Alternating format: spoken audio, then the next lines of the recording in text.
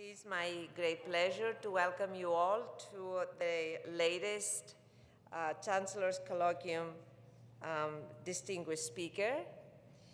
It is now in the 5th season we are of the Colloquium series, and for those of you who have been coming, to those you remember that we have invited a number of individuals who come from other institutions, universities, research organizations, other organizations of higher related, connected with higher education, individuals who can engage us, the campus, into a discussion about higher education, about the various impacts, social or economic impacts that we have seen on higher education, the issues and challenges we all face. In the past, and what we really gained from these discussions is really a great engagement in a conversation.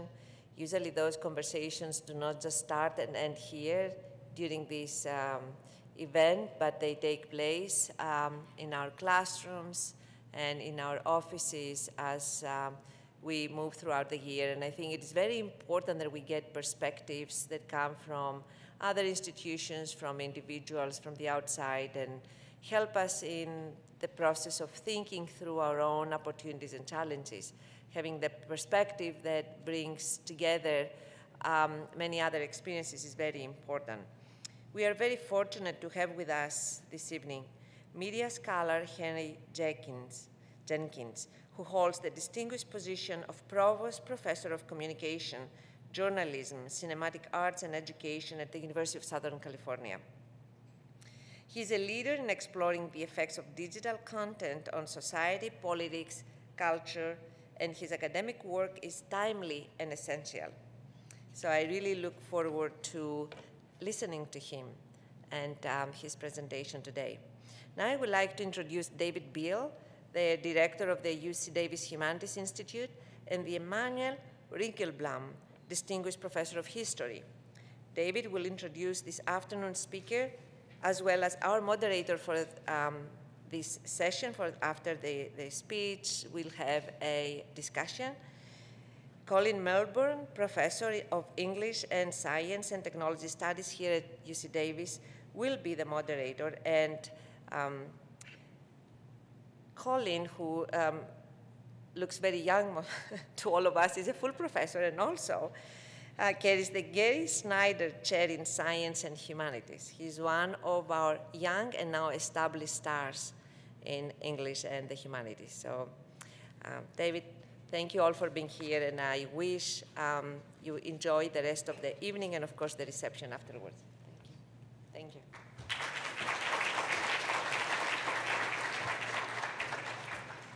Thank you very much, Chancellor Katehi. Welcome, and thank you all for joining us for this conversation with Henry Jenkins.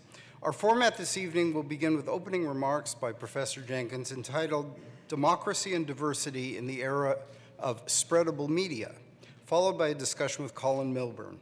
Then the audience will be given a chance to ask their own questions of Professor Jenkins, moderated by Professor Milburn.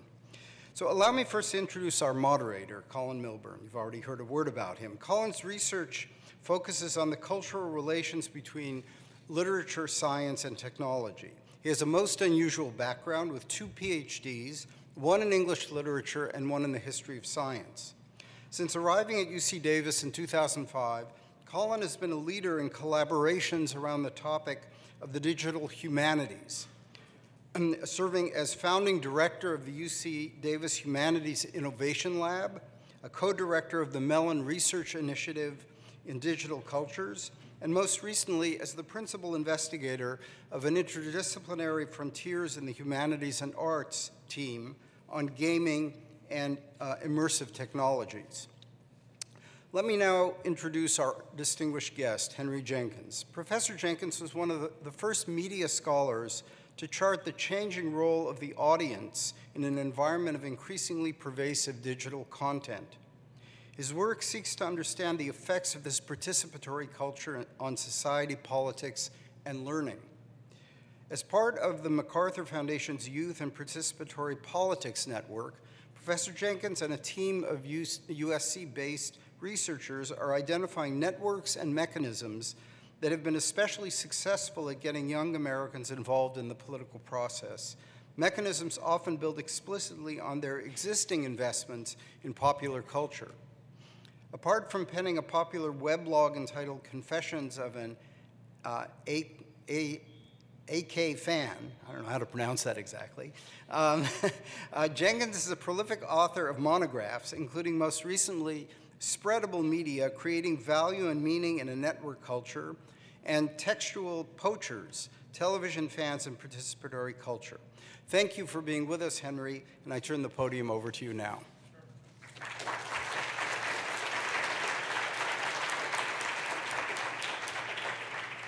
So just to clarify, the blog is ACAFan, and the term ACAFan refers to people who are both fans and academics, which is an identity that I proudly proclaim, and hopefully there are a fair number of ACAFans in the audience here today as well.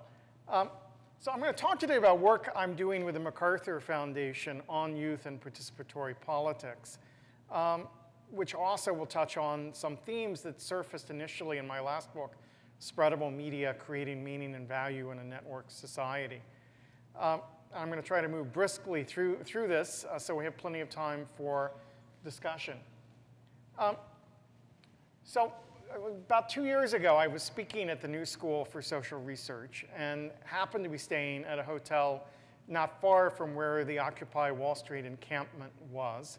And so wandered over in that direction with curiosity and interest, just as a bus pulled out and a whole army of zombies poured out of the bus to enter the protest. And these zombies had come over directly from a fan convention for horror buffs.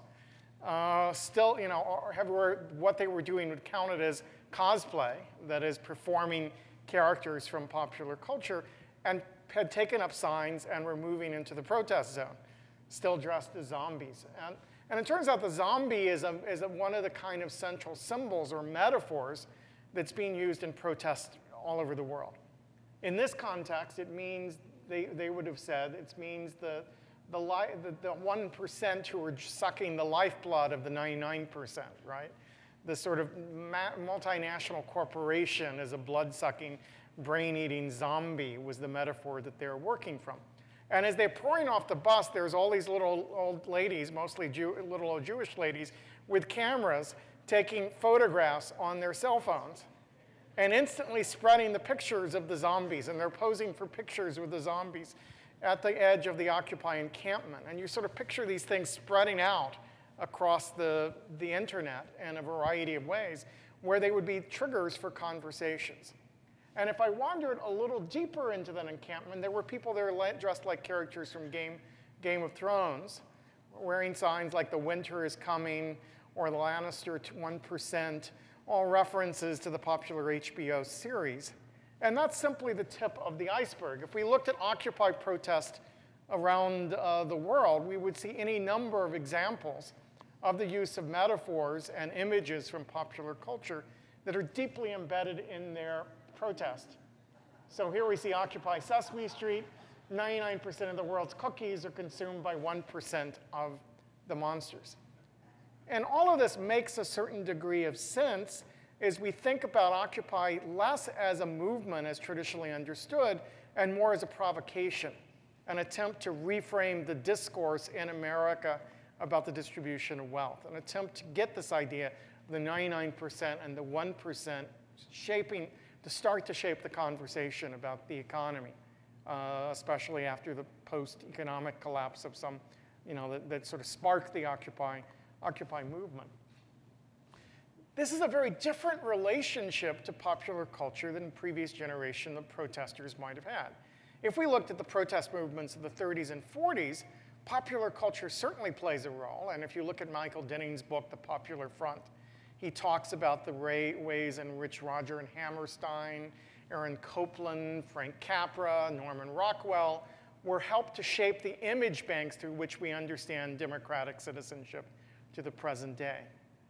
A different relationship emerges in the 1960s around the counterculture, which is using underground comics, people's radio stations, rock music festivals, and so forth for political change. Or in the 90s, when culture jamming, which sought to block the signal through ad-busting tactics, took place. These are, not unlike myself as an ACA fan, people who actually love popular culture and are using this language because it speaks for them, because they feel an investment in popular culture. They don't want to break the signals. They want to tap the flow. They want to enable circulation.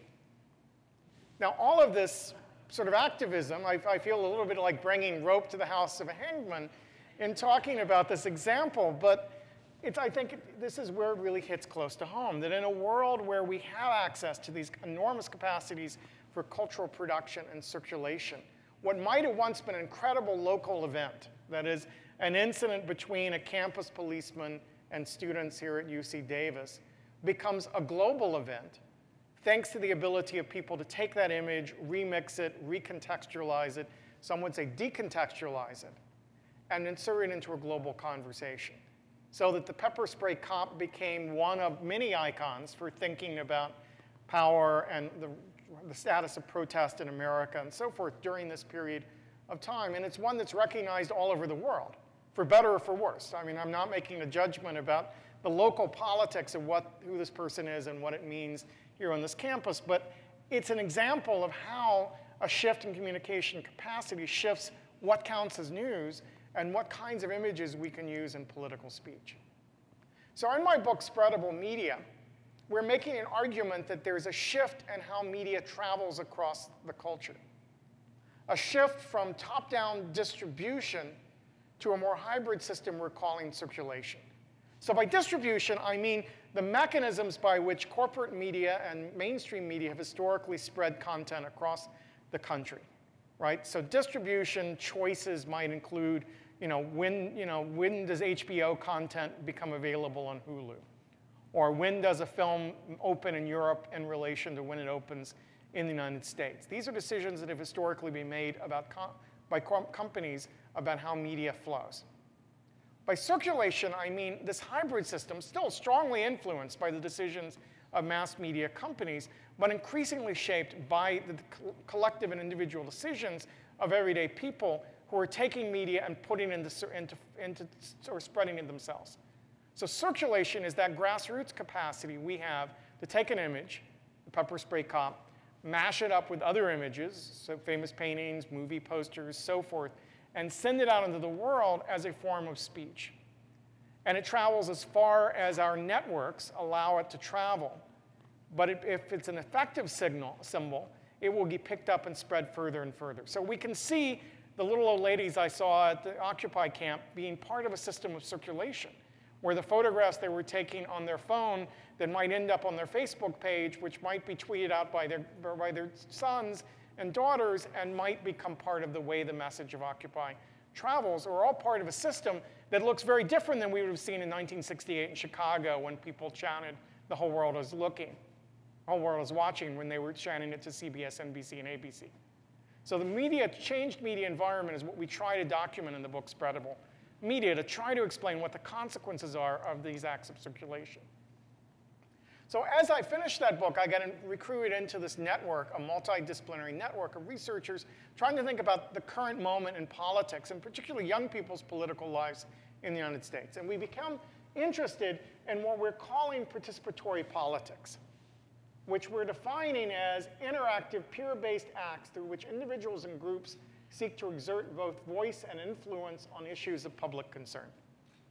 So participatory politics is the politics that is taking shape in the various platforms of Web 2.0, but it's more than that, and I think we'll get at what that more than that is. So one part of our team is a group of political scientists, including Joseph Kane from Mills College on this coast and Kathy Cohen from the University of Chicago, who've done a large-scale survey, 2 surveys actually, that so far now involve 2,920 American youth aged 15 to 25. This was the one set done in 2011, another one that is just recently completed. And it's giving us some quantitative data about the political life of American youth. So the news is mixed, right? Most American youth are not politically involved at all. This should be no shock. Most American adults are not politically involved at all, right? That we live in a democracy that is precarious at best. But what we're seeing, one of the things that we keep hearing from critics is the idea that time spent online distracts from traditional forms or institutional forms of politics. So what we see here is that 34% of the youth in the survey were disengaged politically. 37% engage in both what we're calling participatory politics and institutional politics. In other words, they're making YouTube videos, commenting on blog posts, circulating videos, using online tools to look up information, and involved in a variety of practices, discussions, research, mobilization around politics online. And 25% are only involved in political institutions. And 4% are only doing participatory politics. So the percentage of people that were saying, oh, more people vote for American Idol than voted in the last presidential election, or they were saying they're spending all their time liking things on Facebook and not going out and changing the world, those numbers are about 4% of the American youth that are only involved in those activities. The rest of them are in one of those other categories, and the largest of those categories now is those that move fluidly between forms of participatory politics and institutionalized politics like voting, petitioning, the sort of things that we have always counted as politics. We're seeing also that the numbers of people doing these kinds of activities is growing and growing at a pretty significant rate. So if we look at posting pictures or videos online about a political or social issue, that went from about 10% of young people to 21% from 2008 to 2012. Posting political news for friends or others to read on a social networking site went from 13% to 32%. Started or joined a political group supporting a cause on a social networking site went from 14% to 26.2%. Posting comments on a blog, 23% to 29.6%. So what we're seeing is significant number of young people, not a majority, but a significant number, are involved in online political activities. That number is growing across a range of different sets of practices. And the last point the survey tells us that's important is the gaps in terms of participation is remarkably flat across racial categories. In terms of voting behavior, there's about a 25% gap between African Americans and Asian Americans in terms of participation in voting. In terms of online politics, the gap is significantly flatter. And we see growth in across all of those groups in terms of their political participation. There are significant differences in terms of economics and in terms of educational background, but racial background does not seem to be playing a central role in this. So my team is looking not at the numbers, and I'm probably not going to be the best person to explain statistics and how we got there, but we're trying to put a face to this by really looking at organizations that have been very effective at getting young people involved in participatory politics and where that's coming from. And they're doing so by evoking what we're calling the civic imagination. So this is a quote from J.K. Rowling's comments at the Harvard graduation about 6 years ago, where she said, "We do not need magic to change the world. We carry all the powers we need inside of ourselves already. We have the power to imagine better." And the term imagine better became the name of one of the networks that we're studying here, which attempts to bring together young fans of young adult novels in particular and get them involved in political activities. They're doing so by tapping what we're calling the civic imagination. In other words, before you can change the world, you have to imagine a world that's, first of all, capable of being changed, that's not static, that's not fixed, that has some possibility of change. You have to be able to imagine what better world you want to build, and you have to understand yourself or imagine yourself to be an agent capable of bringing about change. And the practices I'm talking about here, both rhetorical and organizational, are things that are successfully doing that. So if we can bring up that video now, what we're going to see first is a video produced by Imagine Better around the release of the film, the Hunger Games Film Part 2. You look absolutely fantastic, fantastic in Hunger Games. And since there is the big rivalry between Hunger Games and Twilight, who's got the hotter guys? Who's got the hotter guys? Who's got the hotter guys? Enough with the distractions. The Hunger Games are real. Check it out. In the Hunger Games, a small portion of the population controls a majority of the wealth. People have full-time jobs and still go hungry. Think it's fiction? Think again. Katniss's father was killed in a mining accident. If he had Union protection, that never would have happened. In the wake of her husband's death, Katniss's mom had no access to therapy and fell into a deep depression, which cost her her job, causing the family to starve because the capital provides no food stamps.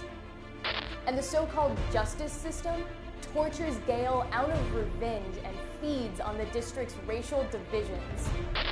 But like PETA, when we encounter poverty, we can act on our generosity.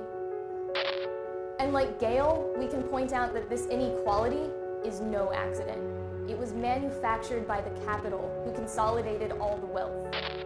The districts are in poverty. The capital is partying. Like it or not, the Hunger Games are real. President Snow's 1% wants to cut life-saving programs while using their glamour to distract us. Does the Hunger Games have hot guys in it? Big deal. It also has something else. Us. People who want justice. President Snows of the world, your reign is coming to the end.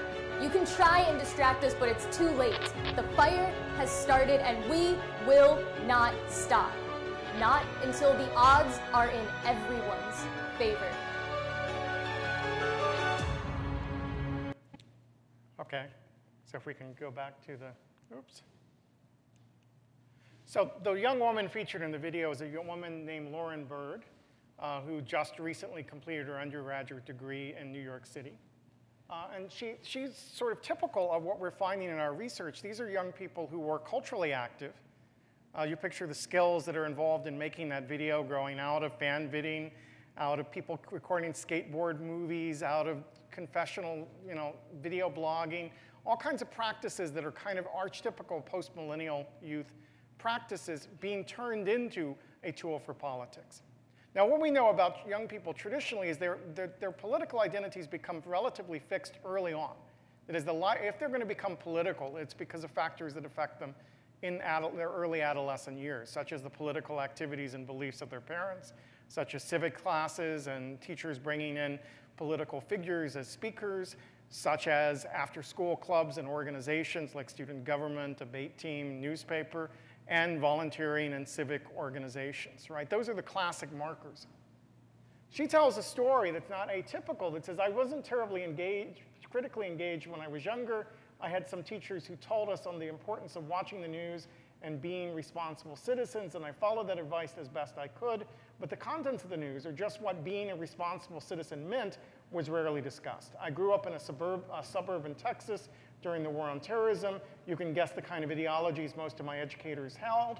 As I started realizing that I didn't agree with most of the things the culture around me preached, I quickly learned to stay silent and pretend I did.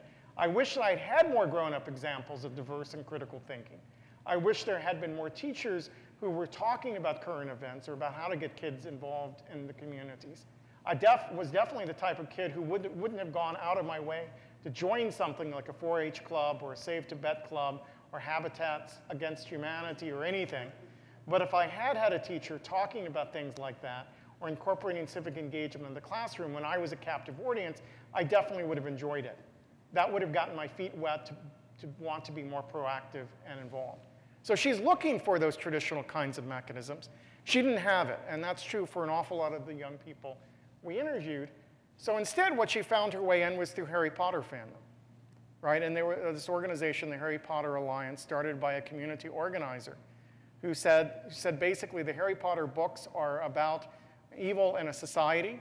The government is covering it up. The concentrated media is refusing to tell the truth to the people. The schools become increasingly repressive environment, and yet young people go out and organize themselves into Dumbledore's army and go out and change the world. And that's what he says is the story of the Harry Potter novels. And so he turns to a generation that learned to read, we're told, from reading the Harry Potter novels, learned to create media by being Harry Potter fans, and says, What role would Dumbledore's army play in our world? What is evil? What needs changed? How do we change it?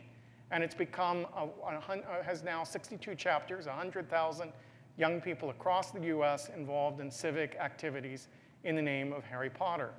They've raised 5 cargo planes of supplies for Haiti. They've given hundreds of thousands of books to libraries across Africa. They've been involved with labor unions and political organizations. They register people to vote in states across the country. They are a political organization that doesn't look like anything I think previous generations would have thought about. Now, one of the things that we hear often in talking to young people is that they find the language of politics exclusive and repulsive, right? Exclusive insofar as if you're not already invested in you're not already a policy wonk, it can be very, very difficult to understand the policy discussions on news or the language politicians use to describe policy change. And repulsive insofar as we live in such a partisan divide that they are not as that there's no interest to find the common ground. And so what they've tried to do is come up with a shared vocabulary that speaks to them about their fantasies, their hope for the future, their heroic ambitions for themselves, and pop culture becomes that language. So Ethan Zuckerman, who's another member of our group, says, here's an ugly but plausible explanation for the shifting engagement in civics. It's not that people aren't interested in civics, they're simply not interested in feeling ineffectual or helpless. So what we're finding in our work is an organization like the Harry Potter Alliance, or Imagine Better, are translating political concerns into the language of popular culture. So the video we saw takes Hunger Games, a story that already has embedded in it themes of class antagonism, governmental repression, and maps those onto real-world issues that no doubt helped to inspire the book's author in the first place. But they're teaching people how to read the book critically in political terms and using that book as a bridge that enables them to take action. And the same thing takes place in Harry Potter. So these are the groups we've been studying systematically for this book that we're writing right now. They include the Harry Potter Alliance and Nerd Fighters, which are fan activist groups. They include Invisible Children, which is many of you will know from its work on child soldiers in Africa and the Cooney 2012 phenomenon. We're looking at American Muslim youth.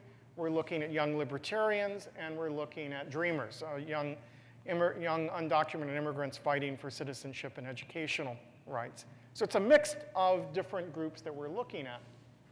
One of the things that's inspired our work is the work of Michael Saylor here at UC Davis, who has written a lot about the role, what he calls public spheres of the imagination. And he takes us back to the late 19th, early 20th century, where fandom from the beginning was not just a place where people discussed cultural works, but a place where political debates were staged. And it gives us a way of grounding historically some of the changes that we're describing here. What we see is, in the context of the Hunger Games, the three-finger salute moves from a personal gesture of tribute to a fallen friend to a political gesture as the story goes along.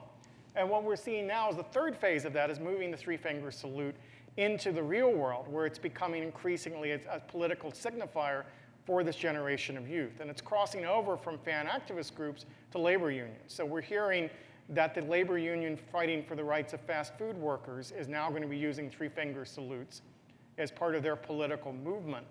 In part because Hunger Games is on the fast food boxes, the Happy Meals that their companies are distributing, and they want to reclaim the progressive edge of that story as something that they can speak to through their own gestures. So this is a passover, an exchange from fan activist to traditional activism. We're also seeing the fan activists become increasingly militant in their relationship to the companies that produce the media they consume. So the Harry Potter Alliance is in the middle of a campaign challenging Warner Brothers around fair trade chocolate. Essentially, Warner Brothers, the chocolate sold at the theme park attractions around Harry Potter are not certified fair trade, raises questions about the labor conditions that produce them, and young people are taking aim at the studio that makes the Harry Potter movies and saying, you can't sell chocolate that might have been produced by child labor in the name of Harry Potter. That this is something that we as fans find objectionable. Now, when we started out on this path, and I was looking at, I'm looking at the fan activists, it makes sense that the references that are popular culture. These are privileged youth, sometimes disinterested youth. They need a bridge into politics.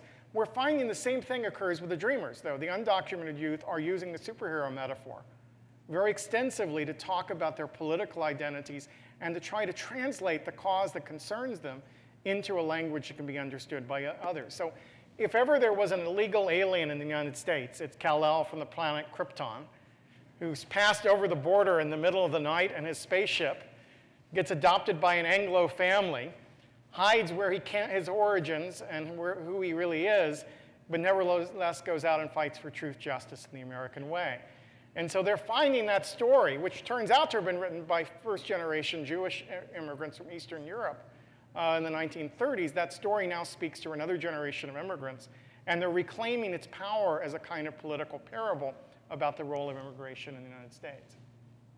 As they do so, they are using this politics of circulation. So the scale in which circulation is taking place is off the charts. So Invisible Children, when it released CUNY 2012, pictured 500,000 people viewing that video over about a 2-month period. Instead, it got 100 million views in under a week's time.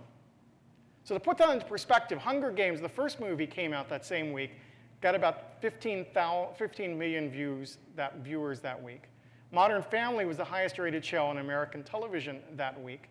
It again had about 15 million viewers. You could take the highest rated show on television, the highest box office hit in the theaters, double it, and you still didn't get the number of people who saw a 30-minute documentary about child soldiers in Africa. Now, we can debate the politics of the documentary and its imagery. There's a lot to be critical about CUNY 2012, but what it points to is that these grassroots networks are capable of getting messages out on an unprecedented scale, right? And there's a lot we're learning by studying those acts of circulation. Now, many of you probably read Malcolm Gladwell's piece in the New Yorker challenging what he called Facebook revolutions. And I have several problems, I think, with Gladwell's analysis. He's drawing a comparison between the civil rights movements in the 1950s and what he's calling Facebook revolutions today. And one of his claims is that young people are not involved with risk when they go online or involved in this kind of activism. That liking something's not a risk. Well, these are images from the marriage equality activism where young people across America put a marriage equality sign on Facebook. And if we're thinking about this as an online phenomenon, yes, maybe there's no risk involved. But if you are like some of the young people we've been interviewing who live in a small town in the South and put on something that's going to be seen by their pastors, by their older relatives, by the teachers at school, by more conservative classmates, and who have to battle on the ground hour by hour the reaction to having put that on their Facebook page, then risk looks very different. And part of the problem is when we talk about the online stuff, we're not necessarily understanding it in relation to the offline identities that young people are involved with. The comparison that Gladwell makes to the civil rights movement is equally flawed, right? He's comparing a platform with a movement. So a fair analogy would be to the telephone rights movement of the 1950s and 1960s, right? There's Martin Luther King talking on a telephone. We know that he talked on the telephone a lot to freedom riders in the North, to black churches across the South, organizing activity, but we would never reduce the civil rights movement to the telephone. And I'm arguing we should not reduce the new movements to Twitter or social media, that there are new tools, new ways of reaching out, new ways of mobilizing it. But instead, what we're arguing for, and the title of our new book is going to be By Any Media Necessary. And this is language, again, we're hearing from young people. They're seeking every available media platform, from dressing like a zombie on the ground in New York, to photographs taken on cell phone cameras, to pamphlets and printed material, to social media, whatever the media needed to get their message out, as they participate in a hybrid media environment that involves many different layers of communication. So we simplify it too far when we talk about it as social media activism. That's part of that bigger picture. So with that, I will end my formal remarks and open it up for questions.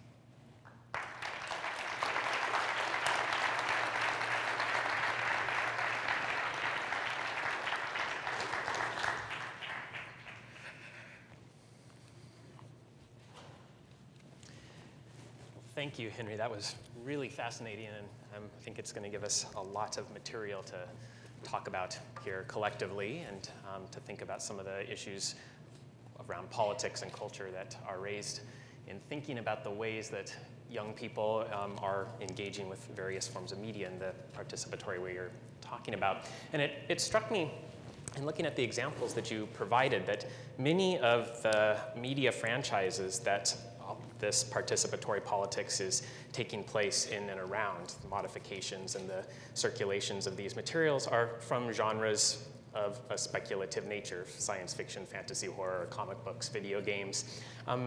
Do you see examples of more realist or mainstream media that's also affording this kind of political activism, or is there something in particular around these speculative genres that are making it such a useful tool for this type of engagement? You know, we see far less building off of realist fictions or the so-called quality shows on television that we often, as academic adults, celebrate, right? It's not HBO, it's not AMC, some Game of Thrones, but not, you know, some Walking Dead clearly is AMC, but I mean the sort of Breaking Bad is not a show that ends up generating this kind of activism as far as we've seen.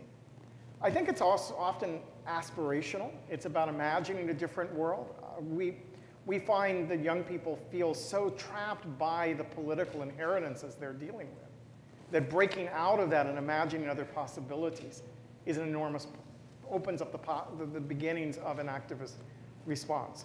That they are looking at a gap between the world of fantasy and the world of the real world. It's not that they want to just live in a fantasy world. That's not it at all. It's the fantasy offers them a tool that they can talk to each other about what their hopes and fears and dreams are without it already being shut down by the inherited political categories that they're finding objectionable in everyday speech. And so we're learning how to build that into we're shifting in our research now as the book gets written this summer. We're moving to back to schools, after-school programs, civic education, trying to think about how we take lessons from this about what works in terms of getting young people interested in politics and bringing back into the world. And one of the things we do are workshops where we ask them to imagine a future society, identify things that they think could be changed. Like when we work with dreamers, we often say a world without borders.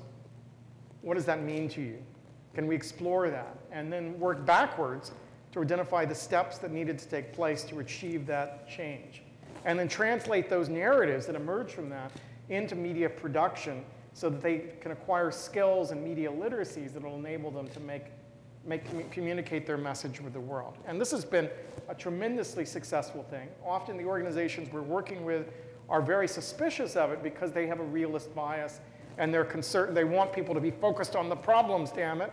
And once they see the young people get into this mode and imagine possibilities, and then go back to critical analysis, then I think they understand it very, very different. That it's not about escapism.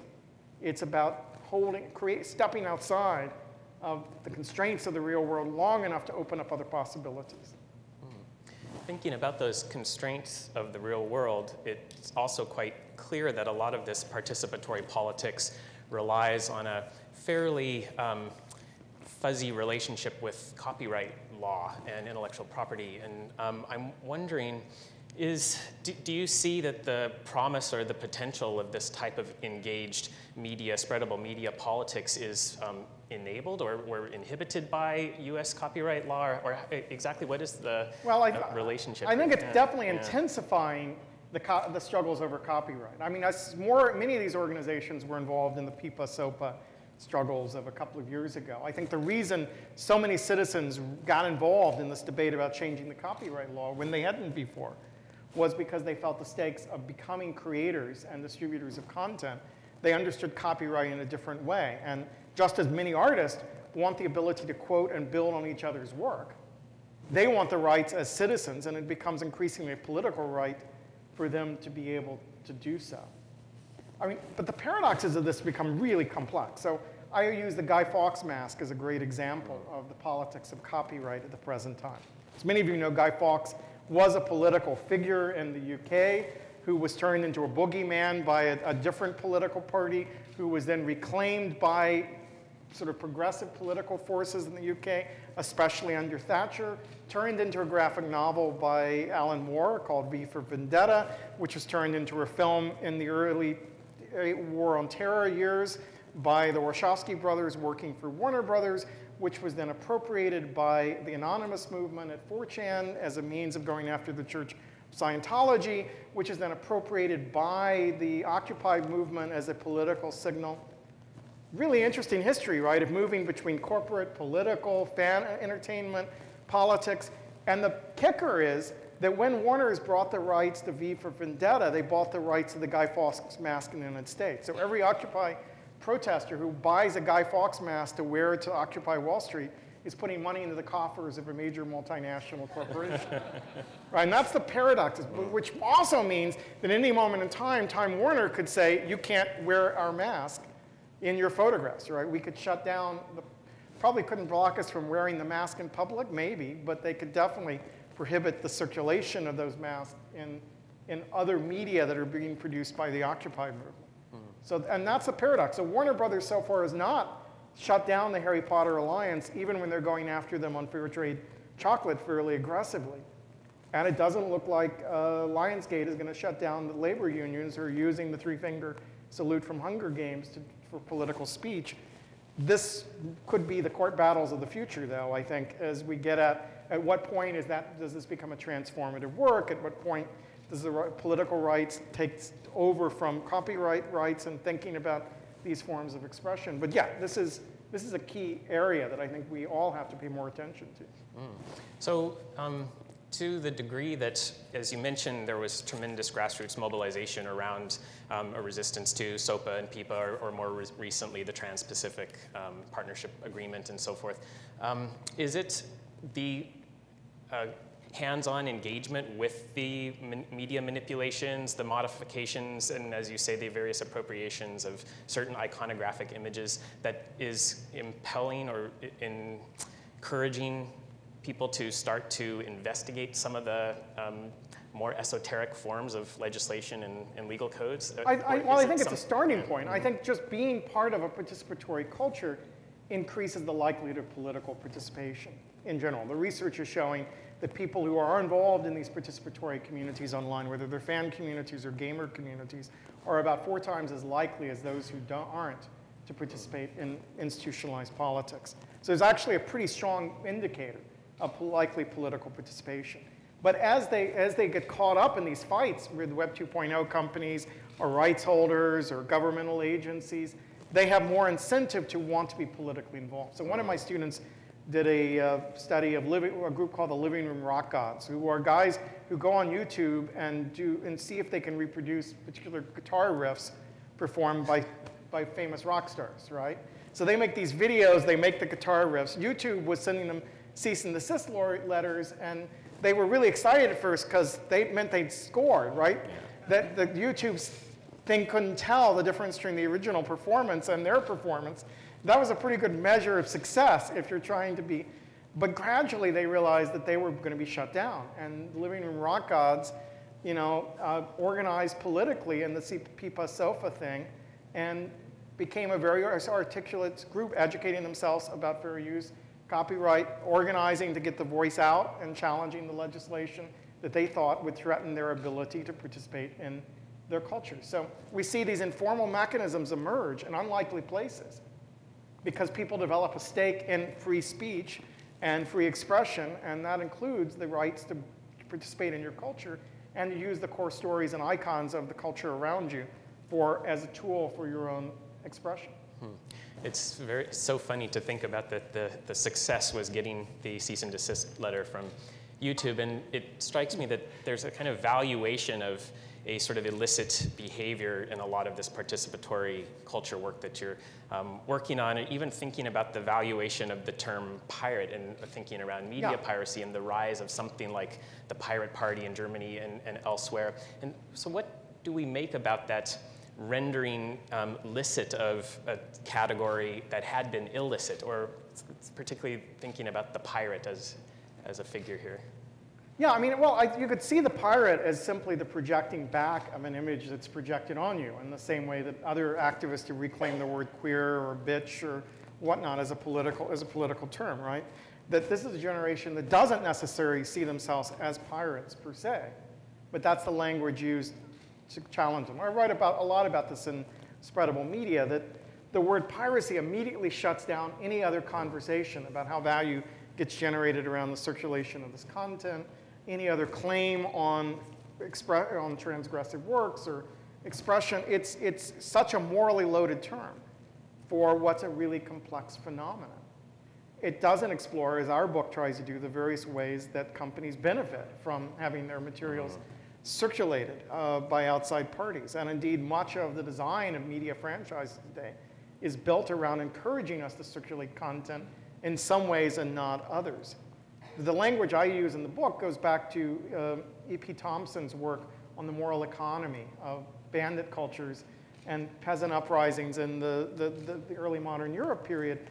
What Thompson tells us is for every economic system is shadowed by a moral economy. That moral economy sets the terms by which transactions occur. Before we can trade with each other, we have to trust each other.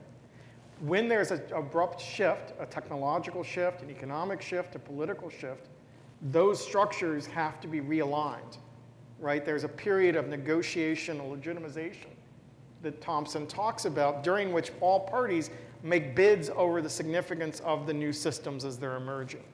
And so you end up, and that's what's happening with the music industry and other media industries right now, as technology has disrupted their normal relations to consumers. There's a crisis in copyright and there's a crisis in fair use coming out of that. That both sides feel threatened. The kinds of remix practices, sampled mixtapes that we used to do routinely when I was a kid, now become criminalized when that distribution takes place through social media sites where the same sets of relationships are being forged. And so we're seeing these competing bids for legitimacy. Pirate on the one hand, caring is sharing on the other, or sharing is caring on the other. Then we're playing out the politics of that. And until we get to the point where we can actually articulate the stakes for all sides and how value is being generated by these various practices, we are never going to arrive at a policy that anyone's going to see as legitimate.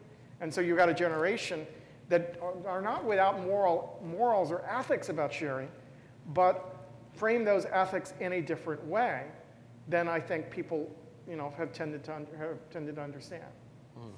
This era of spreadable media and participatory politics seems very much aligned with, or at least it's coterminous with, the ascendancy of geek culture into a kind of mainstream position.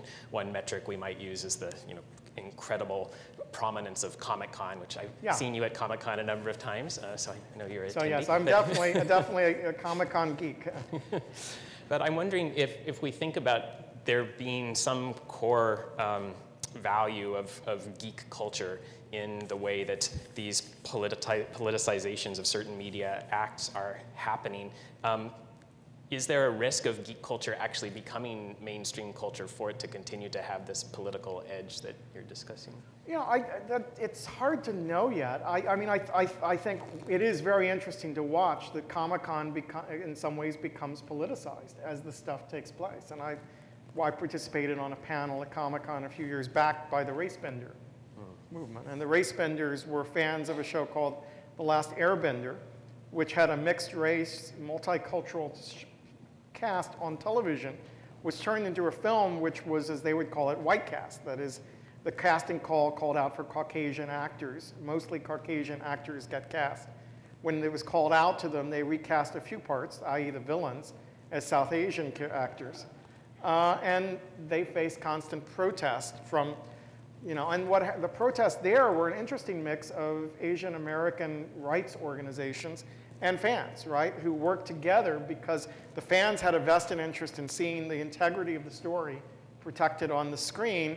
Asian American activists were fighting for more openings and casting opportunities for Asian American actors, and at least for this cause, they had common cause. And the politics ended up looking like remix videos and fan fiction and fan mashup memes and so forth, because that they knew would broaden the base of support for the Asian American organizations into this community. And I participated in a panel at Comic-Con where people were talking about the politics of diversity in media. And again, it was about educating a broader public about race, some issues about race in America that were not necessarily things they'd ever thought about before. Thanks. I could continue asking questions. I find your work so fascinating, but I know there are burning questions in the audience. So yes, please, here in the middle row. Should I stand up? Yeah. Yes. Hi, hello, I'm Elizabeth. I'm a visiting scholar from Germany. And I have an example for non-fiction fans that get politically active. And I was wondering if you have that also in the US. We have soccer fans. Traditionally, soccer fans are apolitical, or we have the problems, they're right and hooligans. And one of my sons is a left soccer fan, and they call themselves ultras. And they travel all over Germany to protest against right-wing neo-Nazi soccer. They have protest marches, and they're connected, and they're even connected with Istanbul, Egypt. And when there was all the protests on the different squares, he knew which team was protesting on which corner and where. Sort of, he knows which team in Istanbul is the good left-wing soccer teams with the good fans. So, and it's also, of course, it's not on traditional media. They have their blogs. They're not even on Facebook because they don't want to be with a big conglomerate and have sort of be a Facebook fan. So they have their alternative sites, left news outlets. Do you have something like that? Because that's definitely not fiction, but it's turning being fan into a political action, and he would never join a party, of course. Well, I mean, I think we've seen in the last week that sports and politics definitely are strongly connected, right? And in the United States, that this whole business of the basketball team owner, the Clippers owner, the pushback was both fan and driven by fans as well as by political groups, right? I'm less an expert on sports, but definitely in the US, sports comes with a civic identity in top.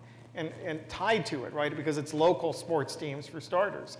So the difference between local sports teams and national teams in Europe is already an interesting example of the federalist process in the United States, the way we conceptualize the nature of the communities we identify with. But then those rapidly become framed as, on larger terms, as people become more geographically dispersed, people maintain relationships back to teams. So coming from Boston, we talked about the Red Sox Nation.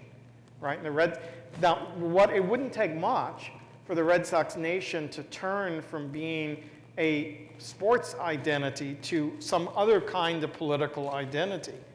And I know Curt Schilling from the Red Sox tried to create a political career without a lot of success, but he was trying to move that process.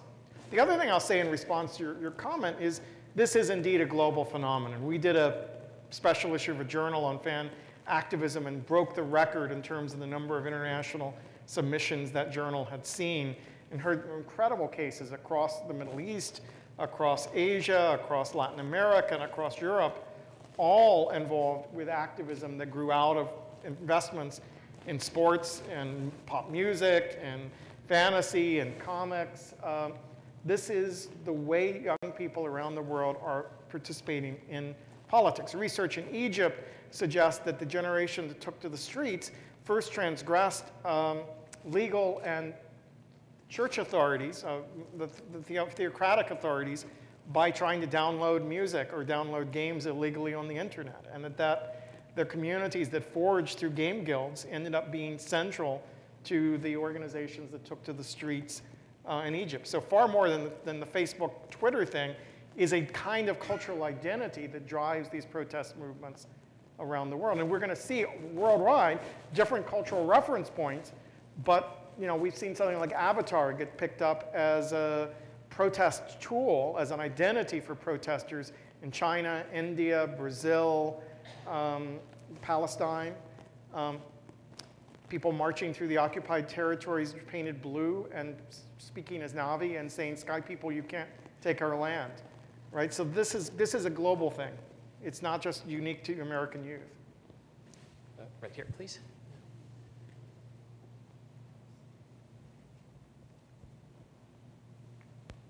Thank you. Thank you for your talk and for the conversation. It's really a privilege to have you here. I have a quick comment and then a question. So I teach a very large undergraduate class on popular culture here at UC Davis to sometimes 200, 300 students. And it really is a class organized around the notion of participatory culture, which is popular culture almost by definition. And when I have the privilege of teaching a smaller section associated with that, I ask them to make stuff. So, they're doing the zines and the slash videos and mashups, et cetera. and I don't teach them how to do it because they know more than I do, but when you let them make stuff, they have a natural, so it's a confirmation of what you've said. There's this sort of natural inclination to connect the ability to the sense of entitlement to be a producer in this context with then connecting to the other kinds of material in the class. And I'm a sociologist, so I do teach about race, class, gender, social justice, et cetera. So these two realms really do naturally ally with one another. The more there's a cultural repertoire out there around gender, race, class, et cetera, and the more people feel entitled to be participating in some other parallel realm, I think that, that bridge thickens. So that's my comment. So thank you for confirming what I've been witnessing in my class. I totally agree. This is exactly what we're finding. And then the question I have, because I emailed the students and said I would be here and I would try to ask you a question, and so I'm going to co-produce with them this question. Okay, perfect. Could you comment on further on the relationship between the realm of participatory popular culture and commercial culture or commercial capitalism? Because on the one hand, you've got these participatory things going on. On the other hand, you've got companies, large multinational media conglomerates, who are benefiting from the free labor of fans when they like, comment, do fan pages, et cetera, and it's not an even playing field. And in fact, those companies can then take that revenue that they've gotten for free from the fans and use it for regressive political purposes. And so I'm wondering if fans are aware of, I'm sure they're aware, but is there anything about that? I mean, fans, the first time I heard the free labor arguments, it was from fans, right?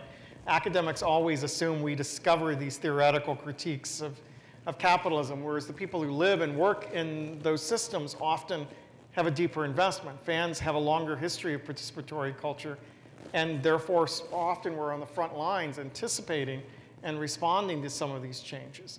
But yeah, this is the biggest, I think one of the biggest challenges in cultural and critical studies today is how do we reconcile our need to be critical of the ways neoliberal capitalism is working through these mechanisms which solicit our participation and commodify it, versus the need to be aware and celebrate the ways in which we're seeing more and more people have access to expanded communication capacities, right? So on the one hand, we need to think about a distinction between Web 2.0 and participatory culture. So participatory culture, as I describe it, is a struggle that everyday people have had for literally hundreds of years to gain access to the means of cultural production and circulation. And it's an ideal, right? It's not something we're fully achieved. Indeed, increasingly, I talk about a more participatory culture rather than simply participatory culture, because I want to flag all of those people who have been excluded or marginalized or in other ways affected by, have limited capacity to participate. This is a future that's not evenly distributed across the population. Web 2.0 is a business plan that's probably less than a decade old, right? If we go back to Tim O'Reilly's definition of Web 2.0, it's less than 10 years old, and it's an attempt to commodify and capitalize off of the public's desire to participate. The rhetoric of Web 2.0 often acts as if there's the interest of consumers and producers are totally aligned, right? And the reality is that every Web 2.0 site I've looked at, or my students have looked at, have had constant struggles over terms of service around all kinds of issues where the rights of participants versus the rights of the platform owners come into play. And so if we simply write a celebratory account, which I'm sometimes accused of writing, right, where we're emphasizing the capacity of people to participate and we ignore all the rest of it, then I don't think we get the whole picture. If, on the other hand, you account for it purely in a critique of free labor, that's incredibly pessimistic, and you look at the language of free labor critiques and cultural theory go from acknowledging a kind of dual relationship of pleasure and exploitation to one that's all about exploitation all the time, then I think that doesn't capture what's going on either. So we have to be at a moment where critical studies and cultural studies can talk to each other. So Nick Coldry and I just have been running on the IJOC, International Journal of Communication, a series of roundtable dialogues between critical and cultural theorists about the theory of participation. And it's an online journal, you can find it. We brought some of the most skeptical writers in the field there. We brought some folks like me who are accused of celebratory or being optimistic, and together in that exchange. And I think some very interesting middle ground perspectives have emerged through that conversation, because that's what we got to figure out how to do. And I'm getting better at articulating the critical studies side of it, because I think it's so important for us to understand it, but I don't want to lose track of the fact that something significant has taken place over the last 20 years, which is worthy of being celebrated. So just as I don't value work that doesn't have any critical edge to it, I also think I'm suspicious of work that has no celebratory dimension when we've seen enormous grounds gained by all kinds of groups, but especially for those groups that we traditionally have dealt with race politics, race, sexuality, gender, in terms of their capacity to put alternative representations and messages into circulation. Yes, please. I have a question. As an academic, don't you feel some responsibility to intellectually analyze the values? I was going to say moral values, but that's too tricky, that have occurred in these things over time, rather than simply get caught up in the fantasies or whatever. This is an academic institution, and it seemed to me that you need to see the basis and analyze that, so that what can occur in different eras maybe are based on the lack of some insight. Give me a sense of where do you think we're not talking about values? To my mind, these may not be the stories that we're taught in literature classrooms, but these are stories that were written by authors, and I'd say in the case of Harry Potter and Hunger Games, the author, J.K. Rowling, worked for Amnesty International, has a particular critique and worldview that's embedded in that story. There's a set of values that are incorporated in that fantasy that seem to be able to be compared to the basis of some other. I was in Berkeley during the 60s as compared to recent things that have occurred on campus. There was some inherent value that was thought. I didn't understand the value here that was about a piece of something. And it seems to me that as academics, to be able to develop the insight of how things change on the basis of the values that people incorporate in their spreading of whatever. I guess what I see when I talk to these activists are values that would have been recognized by previous generations of activists, including the value of collective participation and the rituals of a community, a sense of social ties and connections to each other, a sense of social justice, and the desire to build a better society, a politics over tolerance, diversity, acceptance, that are values that I embrace. Now, are those always there when mass media takes those stories and first puts them on the screen? Sometimes yes, sometimes no. In the case of Harry Potter and Hunger Games, particularly Hunger Games, I think it's hard not to argue that that is a progressive text that was produced, under capitalism, but nevertheless has lots to say about the values of political change at the present moment in time. So it's not that I'm not willing to discuss values, but we may have a difference about how we're reading these texts, or a difference about the values that we're embracing. But I see the young people we're looking at talking deeply about values at every level, and trying to figure out for themselves how we deal with, for example, the politics of diversity in a country that's undergoing dramatic demographic changes and has to learn to deal with people of different racial backgrounds. That's a question that troubles this generation of youth particularly strongly, and is one that I think that they've been on the forefront of making changes about. Or the acceptance of sexual equality is an issue that deeply troubles these groups. Or American accountability for the impact we're having around the planet, both environmental and human rights impact, is a set of values that are deeply driving the groups that we're studying. And I think that they are getting those in conversation with these texts. I'm not going to say they're all of those ideas are all in those texts, but The fact that the Dreamers rediscovered the immigrant narrative at the center of Superman, to me, suggested they're responding. They're appropriating, yes, but appropriation involves taking things that are there and building on them, not throwing them out. And I think that's what's interesting about the politics we're seeing here. Second row, please.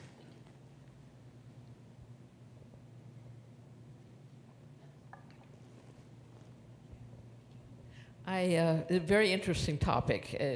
I'm ending up with a three-part question. I kept adding parts as I went along. The first being, I think the social media is extremely important. I don't think Arab Spring would have happened without it, without people knowing what life is like and possibilities.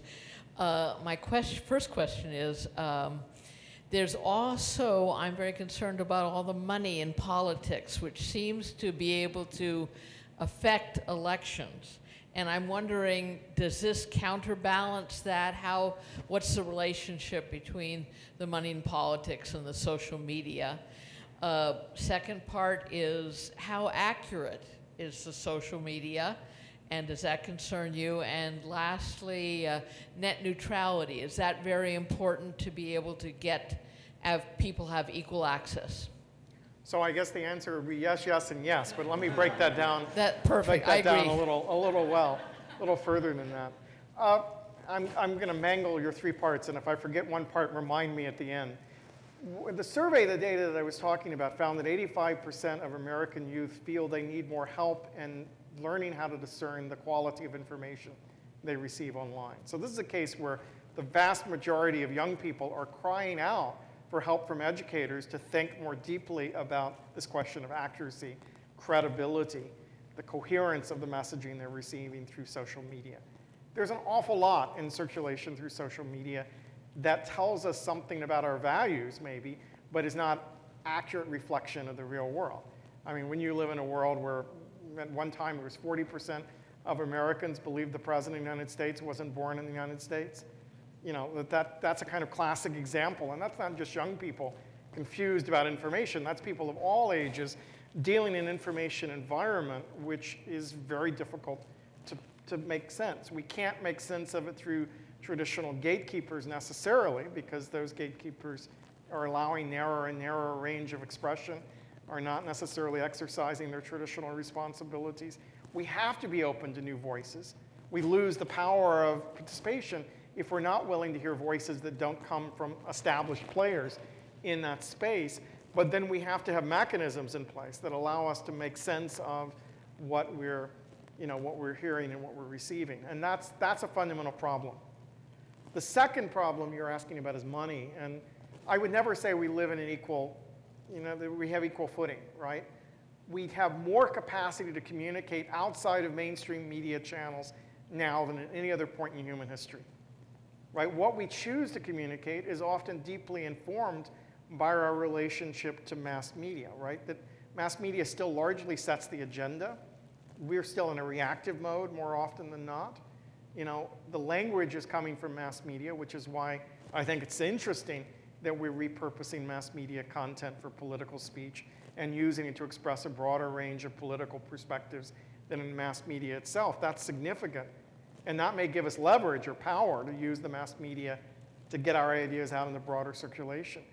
But I don't think it's going to close the gap completely. And I think, I think if we don't solve the problem of money in politics, very dire things are already happening and will continue to happen. And this can't be held up as, oh, we don't have to worry about it because we've got the internet, right? Which is where some people sort of just let it happen. It's all going to work itself out. No, it isn't. This helps. This makes a difference. It's significant. But there's still a power in concentrated media that we should be concerned with. And the third question about net neutrality is very, very important. If what we're saying is that these channels of participation work because average citizens have increased their capacity to make media and spread media across their communities, then anything that's going to make it harder for those communities to find each other, to get their media out on a time, and so forth, will have consequences on the civic and political dimensions of what we're talking about. So if commercial content becomes faster, easier to access than the content that's produced on a grassroots level, that has a potential of really wrecking a lot of the participatory structures and potentials that have come up through digital media over the last 20 years. So this is a battle we cannot afford to lose when we talk about net neutrality.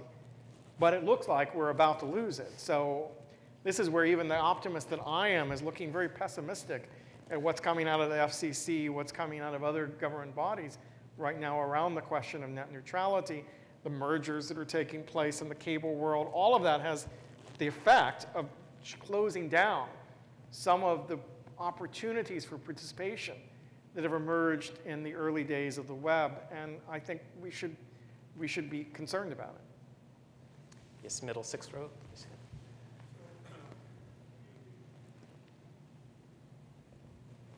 Thank you.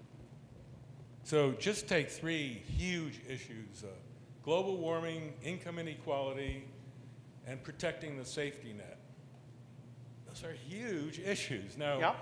My impression is that those youth involved in participatory politics are very much have a strong majority to reduce income inequality, to protect the social safety net, and to reduce global warming, if possible, by green energy. But here's my real question. Will they do the electoral politics necessary to bring about their realization of their views? I mean, the Arab Spring was a tremendous disappointment because the youth just forgot about electoral politics. And they got terrible results in Egypt, say. First the Muslim Brotherhood and then the generals. I mean, this is a horrible result after all that hope of the youth. So in America, and even Western Europe, are we going to see effective electoral politics following the real views of this youth? That's my question. And it's again, a very important question, and I don't think we totally know the answer to it. I think the statistics, the data that's been gathered so far suggests that this stuff is not distracting, as I said, from those other kinds of activities, that the young people who are going to vote are not just voting on Facebook, they're moving into institutional politics. And the numbers leave us for reasons to be optimistic, cautiously optimistic. But the young people's participation in the last couple of national elections have been significant, but tied to Obama as a specific character and personality and a specific style of politics that spoke to young people. And it remains to be seen, if you don't have an Obama-like figure, will those young people be participating in the same degree in the next election? So we're cautiously optimistic. I'm also seeing that almost all the groups we're studying are putting efforts into organizing to get people to register to vote, right? The Harry Potter Alliance was using house competition. So the Slytherin, the Gryffindor, the Ravenclaw, and the Hufflepuff were all out trying to see who could get the most people registered to vote.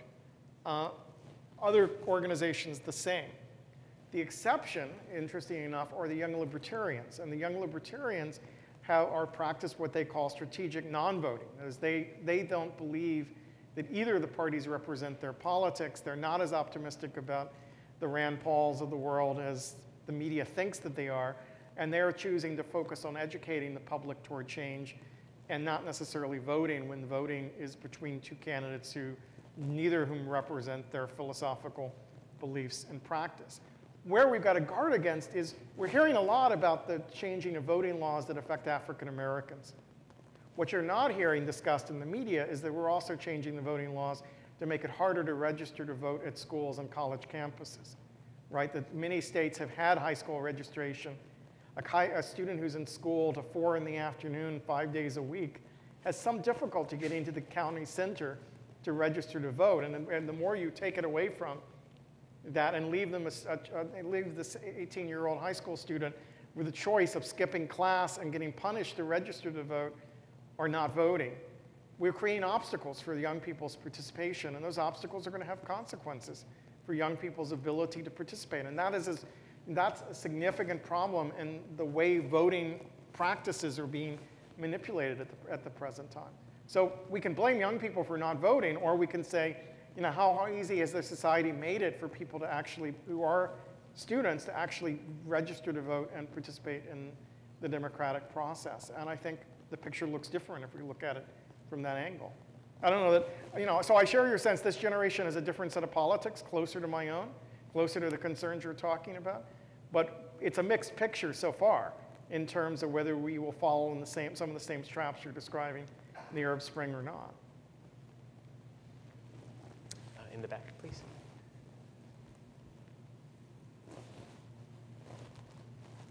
Thank you just for having a really wonderful talk today. This is really invigorating. I have a question to kind of bring this back to pedagogy and education. I was really interested in the slide you showed of the young girl who said, I would really like to get involved in politics, but I wish my instructors in school had done more with that. Is there a way to bring in participatory culture in a classroom that's, you know, not a culture class, that doesn't suck the fun out of it? That is another $1 million question. You guys are hitting all the hard ones today. I mean, you know, can you have a participatory culture in a space where you're graded on your participation would be another way to frame that. You know, and Jerry Farber had this line in the 60s that if we taught sex education the way we taught literature, the human race would die out in a generation. There is a chance, a real chance, that school sucks everything out of popular culture, and the popular culture works in part because it doesn't belong in the classroom. So I think, but I think there's also a sense that we can learn from popular culture. I have a book out called Reading in Participatory Culture, Remixing Moby Dick for the Literature Classroom, right? A Teacher College Press book. It's aimed at teachers thinking about some of the questions we're talking about here from a pedagogical point of view. And it was inspired by an African-American playwright educator from Rhode Island that I met when I was at MIT named Ricardo Pitzwiley. And Ricardo Pitzwiley was going into prisons and getting in young people to read Moby Dick. So these kids were past being at risk. They were incarcerated. They read 2 or 3 grade levels below the national norm. They're the kids who, you know, and our schools are saying Moby Dick is way too difficult to teach, right? We're no longer teaching Moby Dick in American high school literature classrooms. He was getting these guys to read this massive novel. And I don't know about you, but I got totally defeated by this book in high school. I never got past the whiteness of the whale, right, when I was in high school. And Ricardo inspired these young people to do it, and he did it by telling them to rewrite Moby Dick. So what they ended up doing was saying, who would these people be in the 21st century? Because these people in jail were there mostly in the war on drugs and had been part of gang culture, they read it as a story about gangs. So rather than the great white whale and the whaling trade, this became a story about cocaine and the drug trade. And it's a story about a gang leader bent on vengeance at the expense of the business of dealing drugs and his young crew trying to decide how far they'd follow him into the mouth of hell. Right? And they found a way to connect themselves with Moby Dick through something that's a lot like fan fiction writing, right? They wrote dialogues and monologues of these characters. They did a stage play. They made videos and comics, but exploring what the future. And Ricardo took that and built a play called Moby Dick Then and There, which has an adult cast doing Melville absolutely faithfully, and on the top deck, and below them a youth cast doing the same story using contemporary slang and swagger and so forth from the gang's point of view. And it's a very powerful performance. And we took that, turned it into a curriculum that we tested in 6 schools, now have available in this book, that helped teachers to think about how do we talk about literature in age of remixed culture? How do we make, so it's not about bringing the comic into the classroom, but it's acknowledging a reality, helping people learn to think creatively as well as critically when they read, and deal with the traditional curriculum through a new lens, may be the best we can get. And what we found were students were pretty damn enthusiastic about this curriculum when we worked with it. Yes, please. In the front here.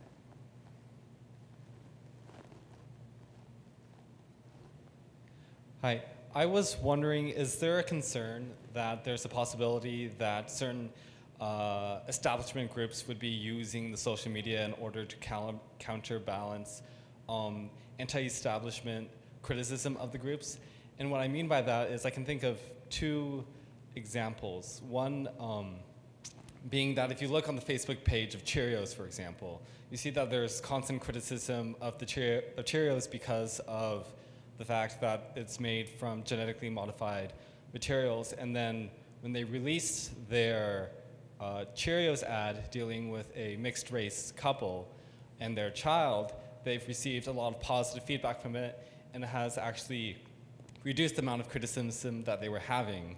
And then the second example I can think is, I'm not sure if I entirely agree with this individual, but there's this guy named Evgeny Morozov who believes that certain totalitarian regimes actually use social media in order to regulate what certain groups and people think.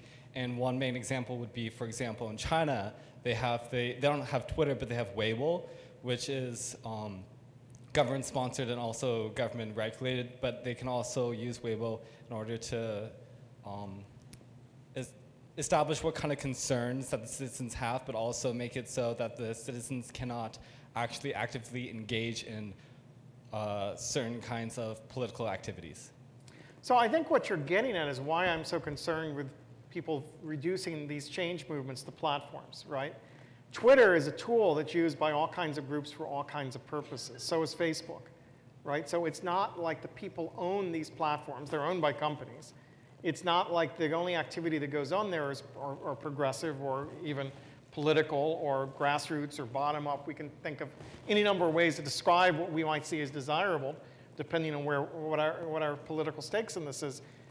They are commercial spaces, right? People are using these tools to engage with those commercial interests.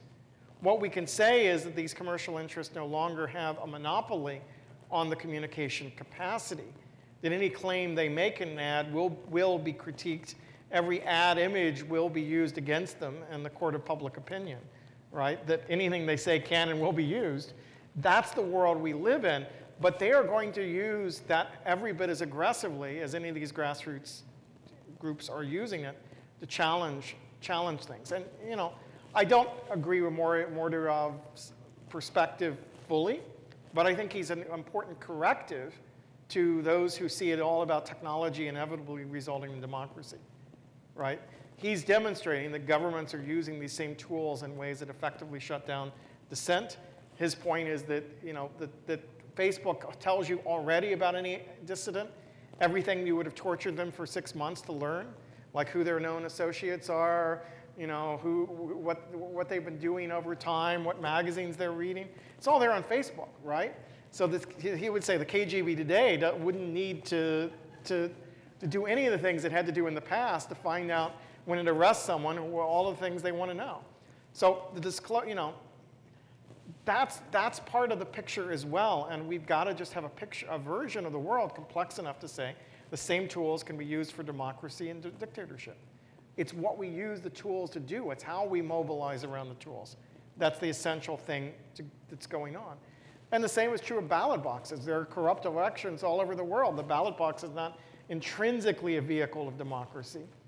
It's just if we have fair elections, if we have, you know, ethical checks and so forth, it's a great tool for democracy. If we don't, the ballot box can be as, you know, as treacherous a technology as Facebook.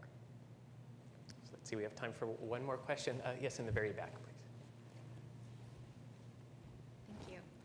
Hi, I just wanted to see if you could speak a little bit more about the fluidity of identity in online and offline contexts, because I work in digital media learning and see often sort of digital media for digital media's sake, thinking about students spending more time on computers because their interest is really digitally based. But there are a lot of students that I work with who have very rich identities and lives offline. So I'm wondering, thinking about participatory culture, where do you see sort of work and effort respecting like the whole identity of learners going? You know, again, a complex question. I mean, I definitely think that we have multiple identities. We always have. You know, Dana Boyd talks about context collapse. That is, identities we think are separate get merged together through the tools of the digital world. So that, you know, if I think I'm talking in my church group, and maybe differently in my church group than I'm talking to my friends on the internet, and suddenly all those lists get merged together, and you find yourself a very awkward thing. I think young people are discovering how to play with fluid identities, right?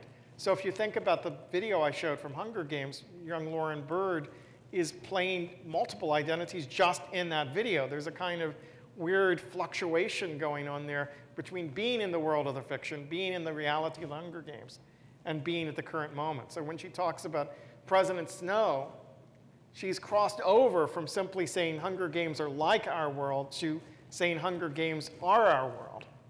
And she's both playing a fictional part and a real part. And that part is different from the part that she might play in another video where she's speaking as herself. Might be different than the part she would play when she's on a date or hanging out with friends. I've seen she does put up videos that are purely personal, but she mostly has become an online activist who uses video very effectively to speak on a number of different issues. So young people are trying to navigate this stuff. We, by and large, aren't giving them a lot of help navigating this stuff. And that's, I think, the challenge. There's still a tendency to think that when you play in a different identity online and off, then you're lying in some way, right? And we read it through an ethic of deception. Whereas, I think presentation of self in everyday life suggests, when we construct different versions of ourselves in different contexts, we're not lying necessarily.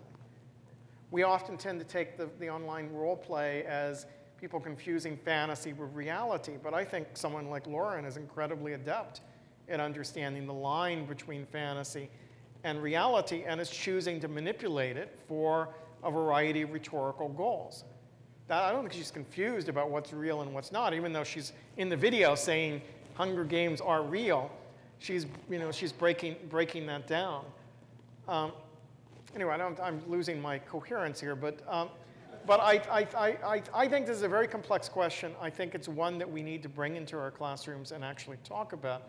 But it can't be talked about from a simple black and white perspective that doesn't acknowledge the complexities of these identities, the value people have in investing in fictive versions of themselves in games and fantasy activities, or the why we might construct a political identity for ourselves that's different from the identity we have in our everyday life. Again, thinking historically, many of the activists across history have worn masks, have put on face paint. The Native Americans, the American founding fathers dressed up like Native Americans that dumped tea in the Boston Harbor. It wasn't they were confused about whether they were Native Americans or not.